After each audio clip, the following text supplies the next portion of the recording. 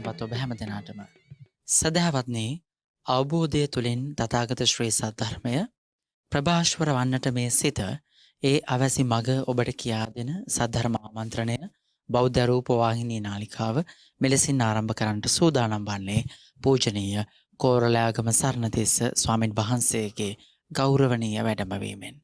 පින්වත් අපගේ ස්වාමින් වහන්සේ අපි සාදුනාද පාතුමෙන් පිළිගනිමු. සාදු සාදු සාදු.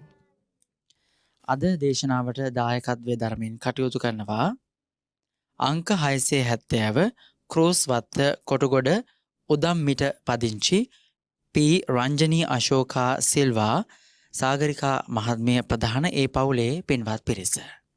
නමෝ තස්ස භගවතු අරහතු සබ්බ ධම්මේසු අප්පටිහත ඥානචාරස්ස දස බලධරස්ස චතු වේසාරජ්‍ය විසරදස්ස සබ්බ සත්තුත්තමස්ස ධම්මිස්ස රස්ස ධම්ම රාජස්ස ධම්මස්සාමිස්ස තථාගතස්ස සබ්බඤුනෝ සම්මා සම්බුද්දස්ස නමෝ තස්ස භගවතු අරහතු සබ්බ ධම්මේසු අප්පටිහත ඥානචාරස්ස දස බලධරස්ස චතු වේසාරජ්‍ය විසරදස්ස සබ්බ සත්තුත්තමස්ස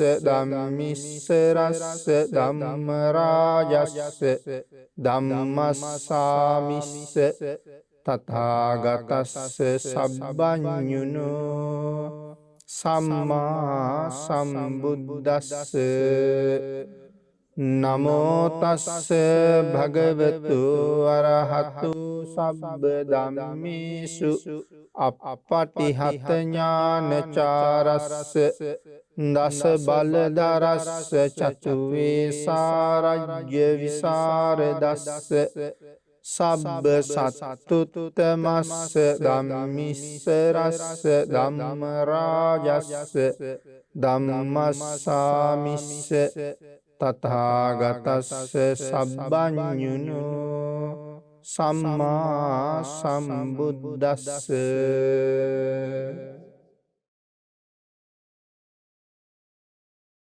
සද්ධර්ම ශ්‍රාවක කාරුණික ගුණගරුක බෞද්ධ පින්නතුනි, බොහෝම ශ්‍රද්ධාවෙන් යුක්තව මේ සූදානම් වෙන්නේ තිලෝගුරු සම්මා සම්බුදුරජාණන් වහන්සේ ලෝක සත්වයන් පිළිබඳව අසීමිත දයාවෙන් කරුණාවෙන් මෛත්‍රියෙන් යුක්තව අවබෝධ කරගෙන දේශනා කොට වදාළ පරම ගම්බීර වූ ශ්‍රී සද්ධර්ම රත්නයෙන් අබමල් රේණුවකටත් වඩා අඩු බොහෝම පුංචි කොටසක් දේශනා කරවගෙන ධර්ම ගෞරවය පෙරදරි කරගෙන දේශනාගත ධර්මයේ ශ්‍රවණය කරන්න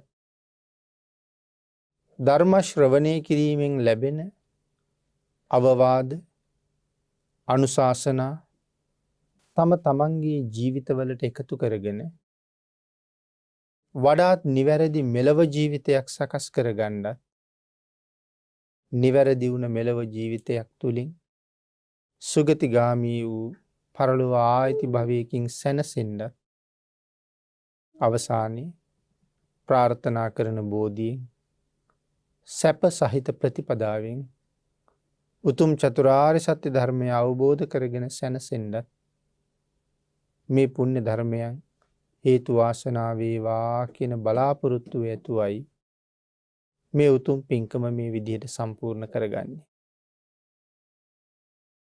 පින්නතුනි, මේ උතුම් ධර්ම දේශනා මාලාව තුළ අපි මේ කාලේ සාකච්ඡා කරමින් ඉන්නේ උතුම් වූ කරණීය මත්ත සූත්‍ර දේශනාව. ඒ දේශනාව ඇසුරු කරගෙන මේ වෙනකොට ධර්ම දේශනා 7ක් සම්පූර්ණ කරලා තියෙනවා. අද බලාපොරොත්තු වෙන්නේ මේ පින්නතුන්ගේ දායකත්වයෙන් 8වෙනි ධර්ම දේශනාව සිද්ධ කරන්න. පින්නතුනි අපි තාමත් සාකච්ඡා කර කර ඉන්නේ මේ උතුම් සූත්‍ර දේශනාවේ පළවෙනි ගාථාව.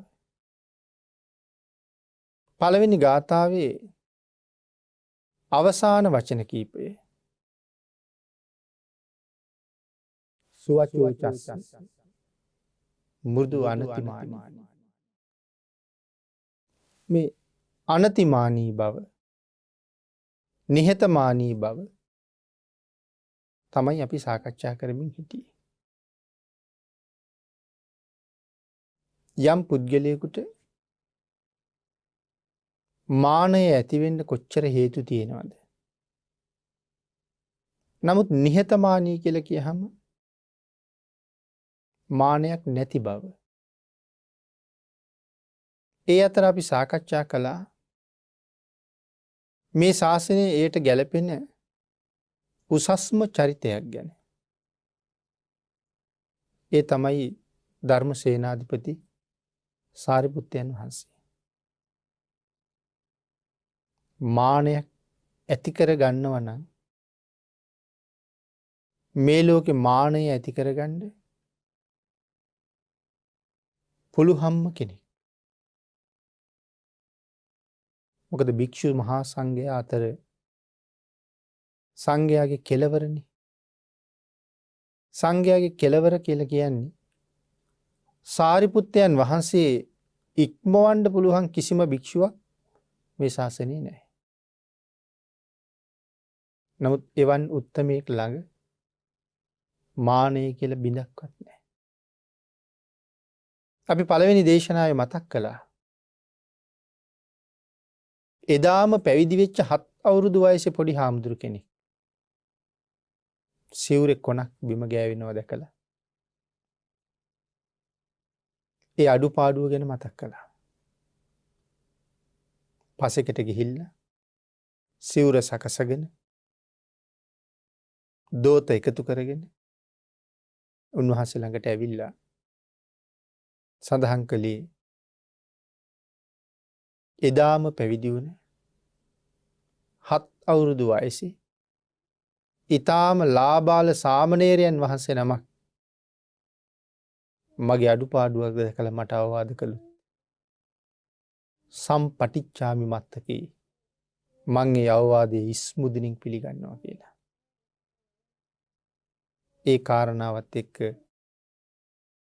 අපි කොතනද ඉන්නේ කියලා ආපහු හිතන්න ඕනේ. සාරිපුත්ත සිංහනාද සූත්‍රය කියලා සූත්‍රයක් තියෙනවා. එක භික්ෂූන් වහන්සේ නමක් සාරිපුත්තයන් වහන්සේට එක අවස්ථාවක චෝදනාවක් කළා.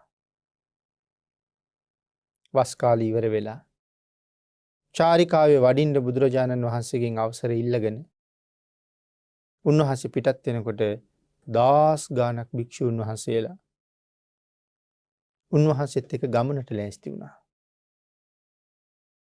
උන්වහන්සේත් එක්ක මේ තරම් පිරිසක් එකතු වෙනකොට තවත් භික්ෂූන් වහන්සේ නමකට ඊර්ෂියාවක් ඇති වුණා. ඒක සාමාන්‍ය ස්වභාවය. ඒ නිසා කල්පනා කළා මේ ගමන නවත්තන්න ඕනේ කියලා. උන්වහන්සේට චෝදනා කරන්න හිතුවා. මේ ඊර්ෂියාව නිසා. ඉවසන්න බෑ උන්වහන්සේට ඉන්න පරිවාර සම්පත්තිය ගැන. බුදුරජාණන් වහන්සේ ළඟට ගිහිල්ලා සඳහන් කළා ස්වාමීනි අර සාරිපුත්තයන් වහන්සේ මගේ ඇඟේ හැප්පුණා. නිකමට මන් දිහා බලලා සමාවවත් ඉල්ලුවේ නැහැ. උන්වහන්සේ බොහොම උජාරුවෙන් වාණයෙන් යන්න ගියා. කියලා චෝදනාවක් කළා. ඉතින් භාග්‍යතුන් වහන්සේ කල්පනා කළා සාරිපුත්තයන් කවුද කියලා ප්‍රකට කරන්න තියෙන හොඳ අවස්ථාවක් මේක. පණිවිඩයක් ඇරියා. සාරිපුත්තයන් වහන්සේට ආපහු ගමන නවත්තලා වඩින්න කියලා. ඒ කාරණාව බුදුරජාණන් වහන්සේ මතක් කරනවා ඇහිලා මහා මොග්ගල්ලාණන් වහන්සේයි ආනන්දයන් වහන්සේයි ඒ අවට හැම පන්සලකටම ගිහිල්ලා මතක් කළා ආයුෂ්මතුන්ලා වඩින්න. අග්‍ර ශ්‍රාවක සාරිපුත්තයන් වහන්සේ අද භාග්‍යතුන් වහන්සේ ළඟ සිංහනාද කරනවා කියලා. ඒ සිංහනාදය අහන්න එන්න කියලා. විශාල භික්ෂු පිරිසක් රැස් වුණා. බුදුරජාණන් වහන්සේ සරියුත් මහරහතන් වහන්සේගෙන් ඇහුවා. හැබැයිද සාරිපුත්ත මේ භික්ෂුවගේ ඇඟේ හැපිලා ඒ ගැන කිසිම තැකීමක් නැතුව ගියා කියලා කියන්නේ. ආන්ගේ කාරණාව තමයි මතක් කරන්නේ. තමන් වහන්සේ කවුද කියන එක ගැන කරුණු 9ක් දේශනා කරනවා. පළවෙනි කාරණාව තමයි මේ සූත්‍රයේ හරි සංවේදී සූත්‍රයක්.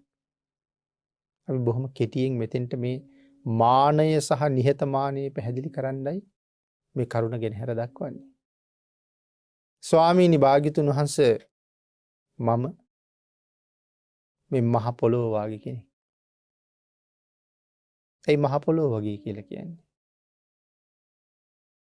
පින්නතුනි මේ මහ පොළොවට අපි තියෙන උසස්ම සුවඳ වර්ගත් දානවා. සඳුන් වාගේ සුවඳ වර්ග. තවත් නොයෙක් සුවඳ වර්ග මහ පොළොවට දානවා.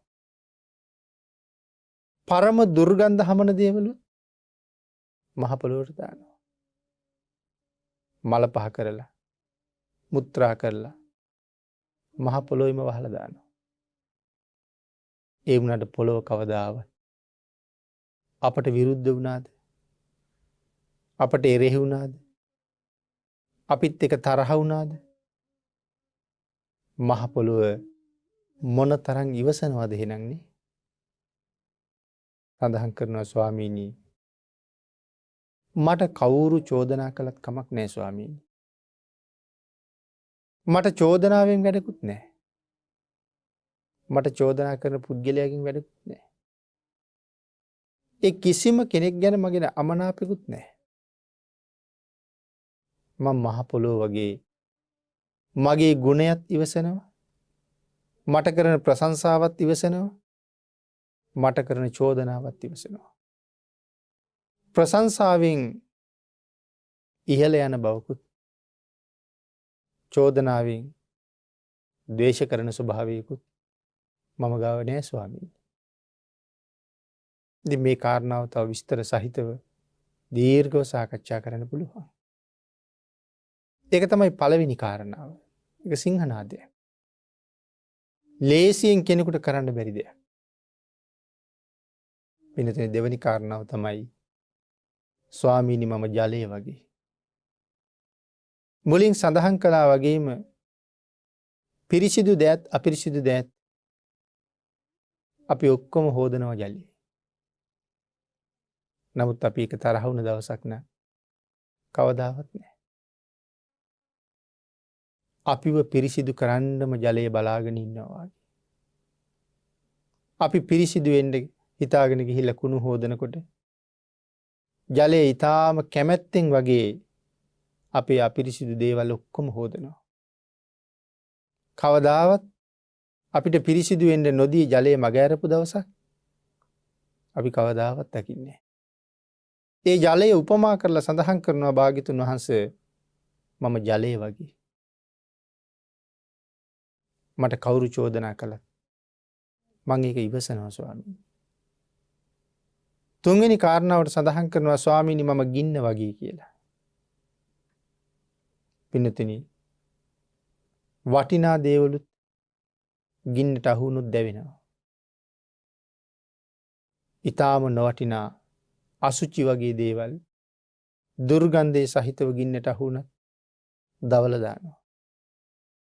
මැරිච්ච මල කඳන් වුණත් ගින්න විසින් පුලුස්සනවා. මේ දේවල් පුලුස්සන්න කැමති මේ දේවල් පුලුස්සන්න අකමැති කියලා කතාවක් ගින්නේ කොහෙවත් නැහැ. ස්වාමීනි මට ප්‍රශංසා කරන අයට මං කැමති. මට චෝදනා කරන අයට මං අකමැති. එහෙම දෙයක් මගේ ජීවිතේ නෑ ස්වාමීනි. ප්‍රශංසා කරන්නත් චෝදනා කරන්නත් දෙන්නම මට එක වාගේ. ස්වාමීනි ප්‍රශංසාවයි චෝදනාවයි දෙකම මම එක විදිහට ඉවසනවා. මම ගින්න වගේ කියලා සඳහන් කළේ ඒකයි. ඊළඟට සඳහන් කරනවා ස්වාමීනි මම සුළඟ වගේ. ඒ සුළඟ හැම තැනම තියෙනවා. සුළඟ හැම තැනම ඉන්නවා. සුළඟින් සුවඳත් අරගෙන යනවා. සුළඟින් දුගඳත් අරගෙන යනවා. සුළඟ නැති තැනකුත් නැහැ. සාරිපුත්තයන් වහන්සේත් ඒ වගේ. චෝදනාව ප්‍රශංසාව ඕන එකක් ඉවසනවා. හැබැයි චෝදනා කරන්නාටත් ප්‍රශංසා කරන්නාටත් යම් යහපතක්ද කරන්න තියෙන්නේ මේ මට ප්‍රශංසා කළ කෙනාය. මේ මට දන් දුන්න කෙනාය. මේ මට චෝදනා කළ කෙනාය. මොවුන් මට දානි දීලා නැතය. ඒ කාටවත් වෙනස් විදිහට අඩු වැඩි විදිහට සැලකීමක් සාරිපුත්තයන් වහන්සේ ළඟ නැහැ. හැමෝටම එක වගේ. ඊළඟට සඳහන් කරනවා ස්වාමීනි මම පාපිස්සක් වගේ කියලා. පාපිස්සේ කාර්යය තමයි පය පිරිසිදු කරන එක. රාජකුමාරයෙක් ඇවිල්ලා පාපිස්සේ පය පිස්සත් ඒ පයත් හොඳටම පිහින එක පාපිස්සේ කාර්යය. සැඬොල් කෙනෙක් ඇවිල්ලා පය පිස්සත් මේ සැඬොලාගේ පයය මේ රාජුගේ සිටුගේ පයය ඒ පාදයන් එක එක විදිහට පිස්සේ නෑ. හැම පාදයක්ම එකම විදිහට පිස්සා. ස්වාමීනි මමත් මේ හැමෝටම එකම වගේ සලකනවා. මට ඒ චෝදනාවෙන් පළක් නෑ. මට ප්‍රශංසාවෙන් ඇති පළකුත් නෑ. ඒ ඕන එකක් සමසේ මම ඉවසනවා. මගෙන් යමෙකුට වෙන්න තියෙනවා නම් යම් මෙහෙවරක් මං ඒක ඕනෑම කෙනෙකුට මට කරන්න පුළුවන් උපරිමයක් කරනවා. ඊළඟට සඳහන් කරනවා ස්වාමීනි මම සැඬොල් කොල්ලෙක් වගේ කියලා. පින්නතුනි කවුද මේ කියන්නේ එතකොට? ගෞතම සම්මා සම්බුද්ධ ශාසනයේ සංඝ රත්නයේ කෙරවල කියලා සඳහන් කළේ උන්වහන්සේ ගැන කියන්න තියෙන උපරිමයක්. නමුත් කියනවා මම සැඬොල් කොල්ලෙක් වගේ කියලා. ඇයි සැඬොල් කොල්ලෙක් වගේ කියලා කියන්නේ? හිඟමනේ අනේ අහිංසකයා රජමාලිගාවේ දොරකඩට ගිහිල්ලා නිහතමානීවම බිම් බලාගෙන ඉන්නවා. නැත්නම් බිම් බලාගෙන බොහොම බැගෑපත් විදිහට මොනවා හරි ලැබෙනකම් බලාගෙන ඉන්නවා. සිටු ගෙදර ගියත් එහෙමයි. තවත් දුප්පත් පැල්පතකට ගියත් එහෙමයි. තමන් යාචකයෙක් බව, තමන් හිඟන්නෙක් බව ඔව් අමතක කරන්නේ නැහැ වගේ. ස්වාමීනි මමත් රජුන්ගෙන් ලැබුණත් සිටුවරුන්ගෙන් සිව්පසේ ලැබුණත් සැඬොල් කුලයකින් දුගී පැලකින් ලැබුණත් මං ඒ ලැබෙන හැම දාන වේලක්ම එකම විදිහට බාර ගන්නවා ස්වාමීනි. මෙතෙන්ට නොයා යුතුයි. මොවුන්ගෙන් නොගත යුතුයි කියලා කාරණාවක් මට නැහැ. නමුත් මමත් යාචකයෙක්. ඒ සැඬොල් කොළුවත් යාචකයෙක්. ස්වාමීනි ඔහුගේ මගේ මේ හැසිරීම එකයි. ඒ කතා කරන්නේ මතු පිට අර්ථය. නැතු සැඬොල් කොළුවෙකුටයි සාරිපුත්තයන් වහන්සේ සමාන කරන්න මේ ලෝකේ බෑ කාටවත්. එහෙනම් අපි ඒක ප්‍රඥාවෙන් තේරුම් ගන්න ඕනේ මොකද්ද මේ දේශනා කරන්න කියලා. ඒ සැඬොල් කොළුවා යම්සේ නිහතමානීද නැත්නම් ඔහු බය අඩු ගතියක් ඔහුට තියෙන්නේ. හැමෝම ගාව ඔහු හිස නමන කෙනෙක්. මමත් ඒ වගේ කියලා මේ කියන්නේ. ඊළඟට සඳහන් කරනවා ස්වාමීනි මං අං සිඳුණු ගවයෙක් වගේ කියලා. ගවයගේ අං දෙකම නැත්තම් ඔහුට රැකවරණය හුඟ බොහොම අඩුයි. අං දෙක ඔහුට ලොකු රැකවරණයක් හදනවා. අං දෙක දිගට වැවිලා තියෙනවා නම් අපි උනත් ළඟට යන්න බයයි. අං දැක්කම. නමුත් අං නැත්තම් අපි කිසිම බයක් නැතුව යනවා. ස්වාමීනි මමත් අං දෙකම සිඳිච්ච ගවයෙක් වගේ. මම නිසා කාටවත් බය උපදින්නේ නැහැ. මේ ආදි වශයෙන් කරුණු මේ පැහැදිලි කරන්නේ. ඊළඟට සඳහන් කරනවා ස්වාමීනි මම ගැරඬිකුණක් වගේ කියලා. ඇයි ඒ තරම්ම පහත් මට්ටමට දාගන්නේ?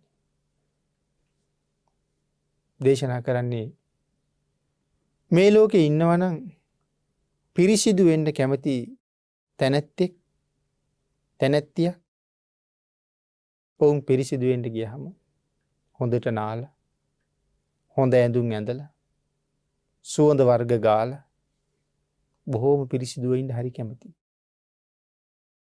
ඒ තරම් පිරිසිදු බවට කැමති තැනැත්තෙකුගේ හෝ තැනැත්තියකගේ ඇඟට හදිස්සියෙම කුණු වෙච්ච ගැරඬිකුණක් වැටුණොත් ඔවුන් මොන තරම් පිළිකුල් සහගතව ඒක දකින්නවද? මොන තරම් අප්‍රසාදයට පත් වෙනවද? අප්‍රසන්න කරනවද? ස්වාමීනි, ඒ ගැරඬි කුණ නිසා ඔවුන් ඒ තරම් අපහසුවට පත් වුණා නම්, ඒ ගැරඬි කුණ ඔවුන් ඒ තරම්ම පිළිකුල් කළා නම්, මගේ මේ කයත් ස්වාමීනි ගැරඬි කුණක් වගේ. ඒ කය ගැන මං හොඳට දන්නවා. එවන් කයක් දරාගෙන මම මොකට අහංකාර වෙන්නද? මම මොකට මාන්නක්කාර වෙන්නද? මට අහංකාර වෙන්න මාන්නක්කාර වෙන්න මොනවද මං ගාව තියෙන්නේ? ඊළඟට අවසානයේ සඳහන් කරනවා ස්වාමීනි මස් දාපු හරියට බටකොළ පෙට්ටියක් වගේ. ඒ එහෙම සඳහන් කරන්නේ. වේවැල් වලින් බටකොළ වලින් ඔය වියන පෙට්ටියකට වතුර වැක්කිරුවොත් හැම පැත්තෙම වතුර ටික පෙරිලා යනවනේ. ආන් ඒ වාගේ පෙට්ටියකට මස් දාලා වහලා තිබ්බොත් ඒ මාංශයෙන් නිරන්තරයෙන් වැහෙන දියරය පෙට්ටියේ හැම තැනින්ම වැක්කිරෙනවා. ඒ දියරයට අපි කැමතිද? එහෙම දියර වැක්කිරෙනකොට ඒ පෙට්ටිය කූඩේ ඔළුවේ තියාගෙන යන්න අපි කැමතිද? අපි කොහොමත් කැමති නෑ ඒකට. ස්වාමීනි, මගේ ශරීරයත් ඒ වගේ. ලොකු කුඩා සිදුරු වලින් පිරීලා තියෙන්නේ මේක. රෑ දවල් දෙකේ මේ සිදුරු ඇරිලා තියෙන්නේ. මහ සිදුරු 9ක් තියෙනවා. නව මහා දොරවල් වලින් දිවා රාත්‍රී දෙකේම මොනවද පිට වෙන්නේ? රන් රිදී මුතු මැණික් පිට වෙන බවක් ඇත්තෙම නෑ. දැක්කොත් දැක්ක කෙනාට පිළිකුල් උපදින දේවල් තමයි මේ සිදුරු 9ෙන්ම පිට වෙන්නේ. කන් සිදුරු 2යි, නාස් සිදුරු 2යි, ඇස් 2යි, මුඛයයි, දොරවල් 7යි. මල මූත්‍රා කරන දොරටු 2යි, දොරවල් 9යි. කවදාවත් මේවා වහලා තියන්න පුළුවන්ද? නිරන්තරයෙන් විවෘතයි. මේ ශරීරයේ රෝම කූප 99000ක් තියෙනවා කියලා කියනවා. මේ හැම රෝම කූපයක් ගානේ මොකද්ද තියෙන්නේ? සිදුරක් තියෙනවා. ඒ හැම සිදුරකින්ම මොනවද නිකුත් වෙන්නේ? දහදිය ගලාගෙන එනවා. අපි කැමතිද දහදිය වලට? ගලලා පෙඟුනහම හරි දුර්ගන්ධයි. වේලුනහම අපි කියනවා ලුණු පිපිලා කියලා. සුදු පාටට මිදිලා. ඇතුලෙන් ඇවිල්ලා තියෙන අපද්‍රව්‍ය. ඉතින් එහෙනම් අර සිදුරු සහිත බටකොළ පෙට්ටියෙන් නිතරම මාංශයේ දියරේ වැක්කිරෙනවා වගේ මේ ශරීරයෙන් හැම වෙලාවෙම අපද්‍රව්‍යම එළියට නිකුත් වෙනවා. ඒ තරම් පරම පිළිකුල් කයක් දරාගෙන මම මොකට මාන්නක්කාර වෙන්නද? මෙහෙම මේ කරුණු 9 දේශනා කරනකොට මහා රහතන් වහන්සේලා ධර්ම සංවේගයටපත් වුණා. අනේ මේ මහා පුරුෂයාණන් වහන්සේ මොන තරම් ගුණයෙන් උතුම්ද? රහත් වෙලා නැති භික්ෂූන් වහන්සේලා හැමෝගෙම ඇස්වල කඳුළු පිරුණා. පින්නතුනි, අර චෝදනා කරපු චෝදක භික්ෂුව දහදියෙම තෙත් වෙලා බෙවුලනවා උන්වහන්සේ. මේ වාගේ මහා ශ්‍රාවකයෙකුට නිර්පරාදී කරපු චෝදනාව නිසා. නමුත් භාග්‍යතුන් වහන්සේ සියලු කරුණු ඉවසලා සාරිපුත්තයන් වහන්සේට සඳහන් කළා. සාරිපුත්ත මේ අඥාන පුජ්‍යලයට අනුකම්පා කරන්න. ඔහුට සමාව දෙන්න. එහෙම නුනොත් මොහුගේ හිස හත් කඩකට පැලෙනවා කියලා කිව්වා. ඔබ වගේ මහා ගුණවන්තයෙකුට චෝදනා කරපු නිසා මොහුට සමාව දෙන්න කියලා කිව්වා. පින්තුනි මේ නිහතමානී බව මෘදු අනතිමානී කියන වචනේ කතා කරනකොට නිහතමානී ගුණය ගැන පැහැදිලි කරන්න මේ කාරණාව ඉස්මතු කරන්න යෙදුනේ. එතකොට අපිට මාන්නය ඇති වෙන හේතු අපි කලින් දේශනාවේ මතක් කළා. කුලය නිසා මාන්නය ඇති වෙනවා. ජාතිය නිසා මාන්නය ඇති වෙනවා. ගෝත්‍රය නිසා මාන්නය ඇති වෙනවා. ශරීරාංග පිළිබඳව මාන්නය ඇති වෙනවා. හමේ පාට පිළිබඳව මාන්නය ඇති වෙනවා. උස මහත ගැන මාන්නය ඇති වෙනවා. රුව ගුණ ගැන මාන්නය ඇති වෙනවා. නමුත් මේ කතා කරපු එකක්වත් සාරිපුත්තයන් වහන්සේගේ ගුණේ සොළොස් කලාවෙන් එක කලාවක්වත් වටින්නේ නැහැ. දෙවියන්ගෙන් වැඳුම් ලබන, බඹුන්ගෙන් වැඳුම් ලබන සම්මා සම්බුද්ධ ශාසනයේ සියලුම භික්ෂූන් වහන්සේලා ගරු කරන තමන්ගේ ගුණේ අභිභවනය කරන්න කාටවත් බැරි කොට එවන් මහ උතුමන් වහන්සේලා අතර සාරිපුත්තයන් වහන්සේ ඉක්මවල ඉන්නේ භාග්‍යතුන් වහන්සේ. ඒ තරම් තැනක ඉඳගෙනත් උන්වහන්සේ මෙච්චර නිහතමානී නම් අපි කවුද කියලා හිතන්නේ. මෙවන් උසස් චරිත ගැන කල්පනා කරලා මාන්නයක් ඇති වෙනකොට අපේ මාන්නය එතනම සංසිඳව ගන්න කල්පනා කරන්න ඕනේ. පින්තුනි මානය උපදින කරුණු 28ක් භාග්‍යතුන් වහන්සේ දේශනා කරනවා. මේ කරුණු 28න් එක කරුණක් සම්බන්ධයෙන් හෝ යමෙකුට අදිමානයක් ඇති වුණොත් ඔහු නියතමානී කියන ගුණයට සුදුසු නෑ කියලා සඳහන් කරන්නේ. සමහර වෙලාවට අපි මුලින් සඳහන් කළා ජාතිය ගෝත්‍රයේ කුලය ගැන මානය ඇති වෙනවා.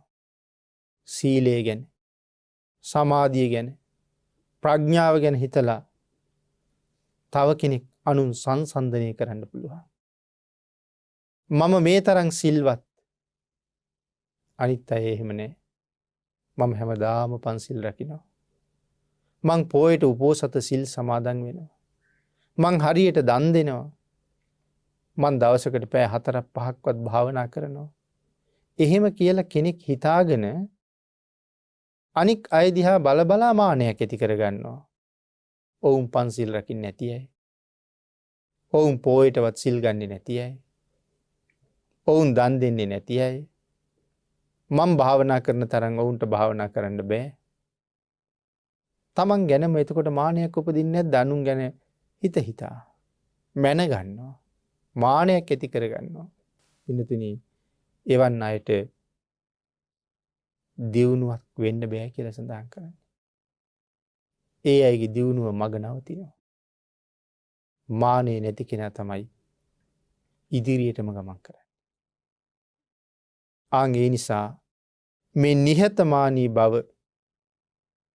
පින්තුනි දියුණු වෙන්න බලාපොරොත්තු වෙන කෙනෙකුට අත්‍යවශ්‍ය අංගයක් නිහතමානී බව.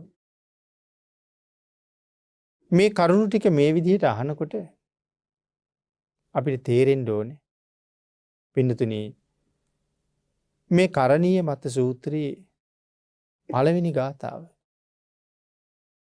මේ සාකච්ඡා කරන්නේ 8 වෙනි දේශනාව. අපි හිතුවට වඩා මේ සූත්‍රය ඇතුලේ ධර්ම කාරණා මොන තරම් අන්තර්ගතද? කරණීය මත සූත්‍රය කියලා කියන්නේ ඊටාම දිග සූත්‍රයක්. සාමාන්‍යයෙන් බණවර 220ක් විතර. කරණීය මත සූත්‍රයේ බණවර 220ක් විතර කියලා කියහම බණවරක් කියලා කියන්නේ පාලි අකුරු 8000ක්. එහෙනම් බණවර 220ක් කියලා කියන්නේ පාලි අකුරු 8000 ඒවා 220. දැන් තේරෙනවද කරණීය මෙත සූත්‍රයේ කොච්චර දිගද කියලා? නමුත් අපිට හම්බ වෙන සූත්‍රයේ ගාථා කීයද තියෙන්නේ? 10යි. අපිට තියෙන්නේ ගාථා 10යි. මේ සූත්‍රය අහලා සජ්ජායනා කරලා භාවිතා කරලා මුලින්ම භික්ෂුන් වහන්සේලා 39ක් රහත් වුණා. මාස 3ක් ඇතුළත. නමුත් අපි දැන් අවුරුදු කීයක් කරණීය මෙත සූත්‍රය කියනවාද? ඇයි අපි රහත් වෙන්නේ නැත්තේ? එතකොට අපි හිතනවා ඉස්සර රහත් වෙන්න පුළුවන් වුණාට දැන් බෑ කියලා. ඇයි උන්වහන්සේලා 3 මාසෙන් රහත් වුණා. අපි දැන් අවුරුදු 30ක් විතර සමහර කෙනෙක් මේ සූත්‍රය කියනවා. තාම වෙච්ච මොකවත් නැහැ. හේතුව මොකද්ද? හේතුව තමයි සූත්‍රයේ අර්ථය මේ විදිහට දැනගන්නේ නැති එක. ගාථා 10ක් අපට දේශනා කළේ බුදුරජාණන් වහන්සේ. ඒ ඔය ප්‍රමාණය අපේ අරහත්වයටත් හොඳටම ප්‍රමාණවත් නිසා. නැතුව භාග්‍යතුන් වහන්සේ අපිට අඩුවෙන් සැලකුවා නෙමෙයිනේ. මේ ප්‍රමාණය අපිට ඇති නිසා 10ක් දේශනා කරලා තියෙනවා. ඉතින් ওই 10 ලියා ගන්න ඕනේ. එක වචනයක් ඇතුලේ මොන ධර්ම කාරණා තොගයක් අන්තර්ගතද? ඒක ලිහලා තුනී කර බලන්න ඕනේ මේක ඇතුලේ මොනවද තියෙන්නේ කියලා. ආන් එහෙම තේරුම් ගත්තාම තමයි ඒක ජීවිතයට හොඳට බද්ධ වෙන්නේ. ඒ නිසායි අපි මේ සාකච්ඡා කළ ප්‍රමාණයටත් වඩා තව කරුණු සාකච්ඡා කරන්න තියෙනවා. එමනම් පළවෙනි ගාථාවෙන් මේ කරගෙන යන්නේ 8 වෙනි දේශනාව. අවසානයේ තියෙන මෘදු අනතිමානී. ඒ නිහතමානී ගුණය කොයිතරම් වටිනවද? මේ ගාථාවට අනුව අපේ ජීවිතේ හැඩගස්ව ගන්න අපිට කොයිතරම් කාලයක් ගත වේද පින්නතුනි? මේ පළවෙනි ගාථාවට අනුව ජීවිතේ හැඩගස්ව ගන්න සමහර වෙලාවට මුළු ජීවිත කාලෙම පුළුවන් වෙන එකක් නෑ. නමුත් අපි උත්සාහ කරන්න ඕනේ. යම් ප්‍රමාණයක් හරි මේ ජීවිතයට එකතු කරන්න. පින්නතුනි නිහතමානීකම ගැන සඳහන් කරනකොට සාරිපුත්තයන් වහන්සේ පිළිබඳව පැහැදිලි කරපු කරුණුත් එක්ක ඒ ගුණයන් මොනතරම් උත්තරීතරද ශ්‍රේෂ්ඨද කියන කාරණාවල් අපිට වැටහෙනවා. පින්නතුනි අපේ භාග්‍යතුන් වහන්සේ මේ කාරණාව දක්වලා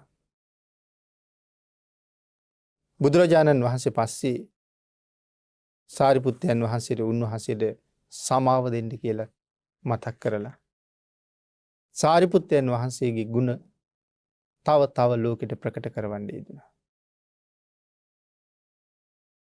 පින්නතුනි අපි ඊළඟට සාකච්ඡා කරමු මේ උතුම් සූත්‍ර දේශනාවේ දෙවනි ගාථාව. සන්තුස්සකෝච සුභරෝච. මොකද මේ සන්තුස්සකෝච කියලා කියන්නේ? මේකත් කෙනෙකුට මුදුන්පත් කරගන්න හරි අමාරු කාරණාවක්. සන්තුස්සකෝච. ලද දෙයින් සතුටු වෙනවා. හිතලා බලන්නකෝ ලෝකේ ජීවත් වෙන අයට අපට ලද දෙයින් සතුටු වෙන්න පුළුවන්ද කියලා? මේ කාරණාව දන්නේ නැති නිසා අපි මෙතෙක් කල ලැබිච්ච ප්‍රමාණයෙන් සතුටු වෙන්නේ නැහැ. නමුත් කරුණ දැනගත්තට පස්සේ අපි උත්සාහ කරමු ලැබෙන්නේ යම් ප්‍රමාණයක්ද ඒකෙන් සතුටු වෙන්න. මොකද මෙතෙක් කල මගේ ගාව තිබුණේ නැති ප්‍රමාණයක් මට ලැබෙන්නේ. එහෙනම් තිබුණ ප්‍රමාණයට වඩා තව ස්වල්ප ප්‍රමාණයක් හරි ලැබුණා නම් ඒකෙන් සතුටු වෙන්න ඕනේ. මොකද එච්චරවත් තිබුණේ නෑ අපිට. එහෙනම් මේ ලද දෙයින් සතුටු වෙනවා කියලා කියනකොට පින්නතුනි සඳහන් කරනවා මේ පිළිබඳව භික්ෂූන් වහන්සේලා පිළිබඳව නම් ආකාර 12ක් තියෙනවා කියලා. ලද දෙයින් සතුටු වීම ගැන කියනකොට හාමුදුරුවරු සම්බන්ධයෙන් ආකාර 12ක් තියෙනවා. යතා ලාභ සන්තෝෂේ, යතා බල සන්තෝෂේ, යතා සාරුප්‍ය සන්තෝෂේ. එතකොට කාරණා තුනයි. මේ කාරණා තුන චීවර සම්බන්ධයෙන් තියෙන්න ඕනේ. පිණ්ඩපාත සම්බන්ධයෙන් තියෙන්න ඕනේ. සේනාසන සම්බන්ධයෙන් තියෙන්න ඕනේ. ගිලාන ප්‍රත්‍ය පිළිබඳව තියෙන්න ඕනේ. එතකොට කාරණා තුන සිව්පසේ ගැන එකතු වුනහම කරුණු 12යි. ඒකයි සඳහන් කළේ හාමුදුරුවෝ සම්බන්ධයෙන් කාරණා 12කින් විස්තර කරනවා කියලා. එහෙනම් මේ යතා ලාභ, යතා බල, යතා සාරුප්‍ය. යතා ලාභ කියලා කියන්නේ කිසියම් හොඳ දෙයක්. එහෙම නැත්තම් නරක විසි කරන දෙයක්. මේ කුමක් ලැබුණත් සතුටු වෙන්න ඕනේ. මට ලැබිච්ච දේ ගැන. ඒ නිසා සඳහන් කළේ හොඳ හෝ නරක සිවුරක් ලැබුණා. හොඳ සිවුරක් ලැබෙන්නත් පුළුවන්. නරක සිවුරක් ලැබෙන්නත් පුළුවන්. ඒ කියන්නේ මම කැමති නැති සිවුරක් ලැබෙන්නත් පුළුවන්. නමුත් ඒ කෝකෙන් නමුත් සතුටු වෙන්න ඕනේ. මෙතන පැහැදිලි කරනවා ඊටාම දුහුල් ගතියෙන් යුක්ත බර නැති සිවුරක් ලැබුණොත් Tamante එය සුදුසු නැත්තම් සුදුසු භික්ෂුවකට දීලා ඒක පොරවන්න සුදුසු භික්ෂුවකට දීලා Taman කැමති Tamante සුදුසු රළු සිවුරක් උන්වහන්සේත් එක මාරු කරගන්න. සඳහන් කළා රළු සිවුරක් ලබා ගැනීම මේ හොඳ සිවුර නිසා තමන්ගේ කෙලෙස් වැඩි වෙන්නත් පුළුවන්. දැන් මේ යන්නේ කෙලෙස් නැති කරන ගමනක් නේ. ඉතින් කෙලෙස් වැඩි වෙන්න පුළුවන්. මට හොඳ සිවුරක් ලැබුණා. ඉතින් ඒ සිවුර පිළිබඳව තියෙන කැමැත්ත ක්ලේශයක් නේ. එතකොට ඒක අලුතෙන් ඉපජිත ක්ලේශයක්. මෙතෙක් කල නොතිබිච්ච මේ සිවුර ලැබුණ නිසා ඇති වුණ ක්ලේශයක්. නමුත් භාග්‍යතුන් වහන්සේ දේශනා කළේ මොකද්ද? උපන් අකුසල් යටපත් කරන්න. නූපන් අකුසල් නූපදවන්න. දැන් සිවුර නිසා අලුත් ක්ලේශයක් ඉපදිලා තියෙනවා. එහෙම ක්ලේශයක් උපදව ගන්න එපා කියලා දේශනා කළා. අර එක භික්ෂුන් වහන්සේ නමක් හිටියා තිස්ස කියලා. තිස්ස භික්ෂුන් වහන්සේට වස් කාලේ නිමා වෙනකොට වස්ත්‍රයක් ලැබුණා. වස් කාලේ වුණා වස්ත්‍රයක් ලැබුණා. ඒක හැබැයි අර කැඳ ගතියෙන් යුක්ත රළු වස්ත්‍රයක්. උන්වහන්සේ වස්ත්‍රය ගෙනහිල්ලා උන්වහන්සේගේ සහෝදරියට දුන්නා. දීලා කිව්වා මට සිවුරක් කරගන්න උවමනා දවසට මම මේක ආයේ ඉල්ලනවා. එතෙක් ඔබ මේක තියාගන්න. පරිස්සමට. ඇය වස්ත්‍රය අතගාලා බලහම මේක හරි රළුයි. ඇය වස්ත්‍රය ඔක්කොම ලෙහුවා. නූල් ටික ඔක්කොම ලෙහුවා. ලෙහලා ඇය නැවත වස්ත්‍රේ වීයා. ස්වාමීන් වහන්සේට සිවුරක් හදාගන්න උවමනා වුණාට පස්සේ උන්වහන්සේ ගිහිල්ලා සහෝදරියගෙන් වස්ත්‍රය ඉල්ලුවා. ඊට පස්සේ ඇය වස්ත්‍රය ගැන පූජා කළා. ස්වාමීන් වහන්සේ වස්ත්‍රය අතට ගන්නකොටම කිව්වා මේක මන් දුන්න වස්ත්‍රය නෙමෙයි කියලා. ඊට පස්සේ ඇය සඳහන් කළා ස්වාමීනි ඕකම තමයි වස්ත්‍රය. නමුත් මම වස්ත්‍රය සම්පූර්ණයෙන් ලෙහලා නැවත වියලා තමයි ඔය මෘදු බවට පත් කරලා තියෙන්නේ. උන්වහන්සේ ඒක ගැන ගොඩාක් සතුටු වුණා. සතුටු වෙලා උන්වහන්සේකින් සිවුරක් කළා. නමුත් උන්වහන්සේට ඒ සිවුර පොරවන්න බැරුව ගියා. උන්වහන්සේ අපවත් වුණා. සිවුර පොරවන්න බැරි වුණා. නමුත් අපවත් වෙන වෙලාවේ ඒ සිවුර පොරවන්න බැරි වුණානි කියලා හැඟීමක් තිබ්බා. පින්නතුනි උන්වහන්සේ කොහෙද ඉපදුනේ? උන්වහන්සේ අපවත් වෙලා ඒ සිවුරෙම ඉනිකුණෙක් වෙලා ඉපදුනා. මෙච්චර කාලයක් සිල් රැකපු භික්ෂුව සිවුරක් කෙරෙහි ඇති කරගත්ත බැඳීම නිසා කරගත් අපරාධය. උන්වහන්සේගේ ආදාහන කටයුතු ඉවර කරලා භික්ෂුන් වහන්සේලා මේ සිවුර කපලා කෑලි කෑලි වලට කරලා බෙදා ගන්න ලෑස්ති වුණා. සමසේ බෙදන්නයි යන්නේ සිවුර. ඉනිකුණා සිවුරට වෙලා ඉඳගෙන අඬනවා. මගේ සිවුර කපන්න එපා කියලා අඬනවා. ඒක හාමුදුරුවන්ට ඇහෙනවද? නමුත් ඒක භාග්‍යතුන් වහන්සේට ඇහෙනවා.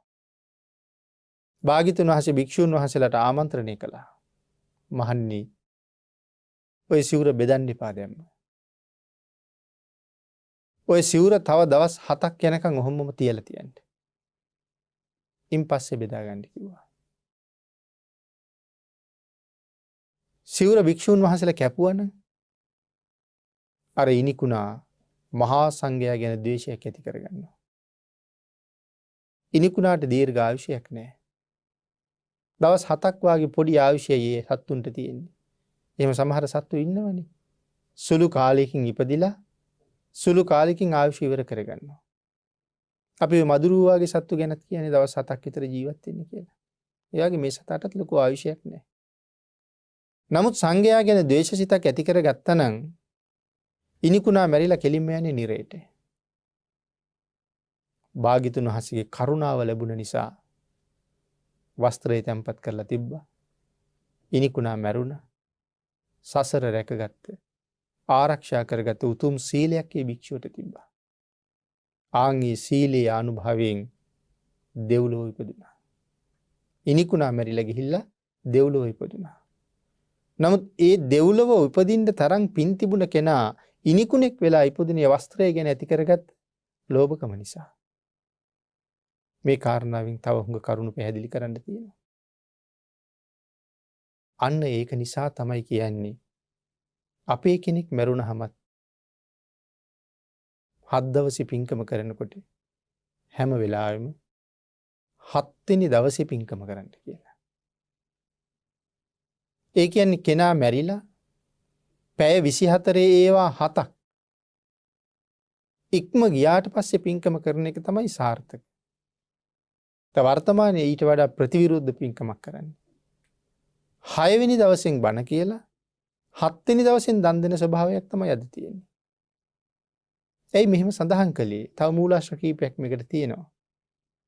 අපේ සමහර මැරුණ අයට දවස් 7ක් ගියහම පින් ගන්න පුළුවන්. හැබැයි දවස් 7ක් යනකම් අපි දෙන පින් ලබන්න බැරි තැනක ඉන්න පුළුවන්. දැන් ඒ ඉනිකුණාටත් පින් දුන්නා නම් පින් ලැබෙන්නේ නැහැ.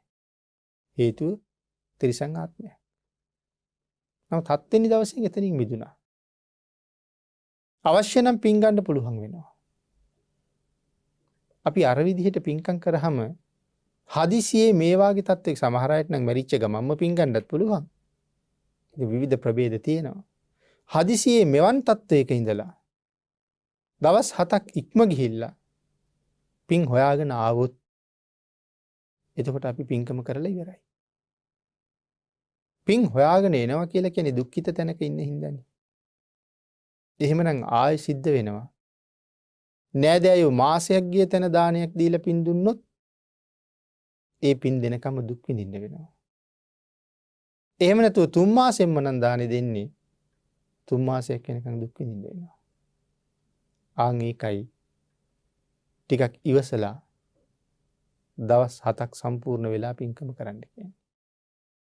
නමුත් වර්තමානයේ ත්‍රිපිටකයේ පෙරලලාවත් බලලා නැති සමහර වැඩිහිටියොත් එක්ක ඔය කාරණාව ඔබ කතා කරන්න ගියොත් ඔබ නිවැරදි කියලා ඒගොල්ලෝ පිළිගන්නේ නැහැ. තමන්ගේ මතය තුලම තමයි එල්බගෙන ඉන්නේ. හැබැයි එහෙම අයට දියුණුවක් නැහැ කියන කාරණාව අපි මේ 7 වෙනි දේශනාවෙන් සාකච්ඡා කළා. තමන්ගේ මතය තුලම එල්බ ගන්න අය. නිවැරදි කාරණාව කීවත් පිළිගන්නේ නැහැ. එන මේ වාගේ මූලාශ්‍ර ගොඩක් තියෙනවා. එන පින්නතුනි මේ සන්තුස්සකෝ ලද දෙයින් සතුටු වීම භික්ෂුවක් සම්බන්ධයෙන් නම් ආකාර 12කින් භාග්‍යතුන් වහන්සේ පැහැදිලි කළා කියන කාරණාව විතරයි අපි මේ සාකච්ඡා කරන්නේ. නමුත් ධර්ම දේශනාවට කාලය නිමා වෙලා නිසා අපි ධර්ම දේශනාව නිමා කරමු. ඒ කාරණා 12ත් එක්ක ඉතිරි කාරණා ටික ඊළඟ දේශනාවෙන් සාකච්ඡා කරන්න බලාපොරොත්තු වෙතු.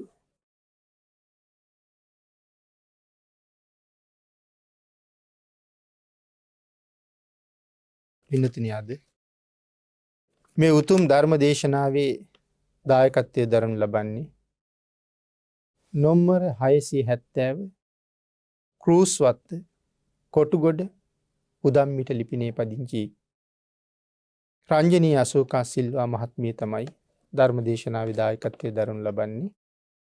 උතුම් අරමුණු කීපයක් සිහිපත් කරනවා.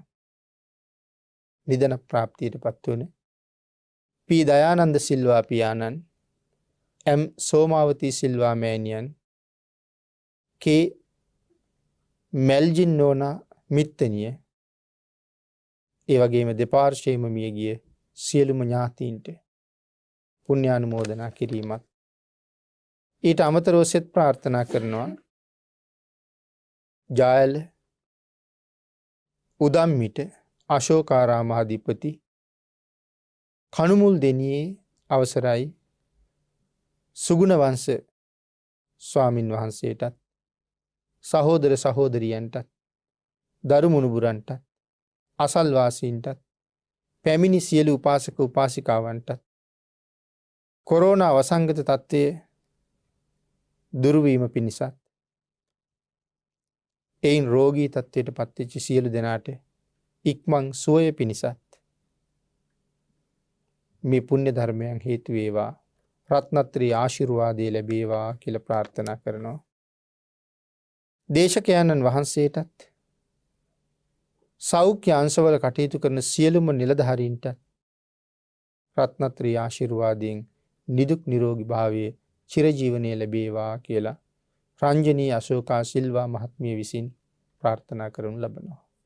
එතුමිය විසින් පින් අනුමෝදන් කළ සියලු දෙනාටම පින් අනුමෝදන් වේවා.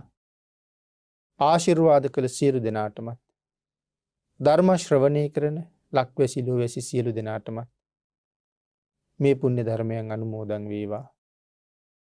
ඒ වගේම අපවත් වී වදාළ බෞද්ධ මාධ්‍ය ජාලයේ නිර්මාතෘවරව වැඩ සිටි දරණාගම කුසල ධම්ම නායක මාහිමිපාණන් වහන්සේටත් මේ පින් අනුමෝදන් වේවා.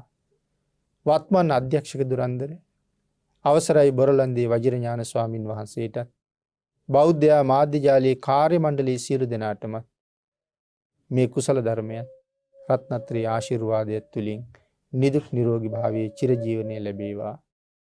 අපි සියලු දෙනාටම ඊ타ම ඉක්මන් භවයක ඊ타මත්ම කෙටි කාලයකින් සැප සහිත ප්‍රතිපදාවකින් උතුම් චතුරාර්ය සත්‍ය ධර්මාවබෝධය සඳහාම මේ කුසල් හේතු වාසනා වේවා කියලා ප්‍රාර්ථනා කරමු.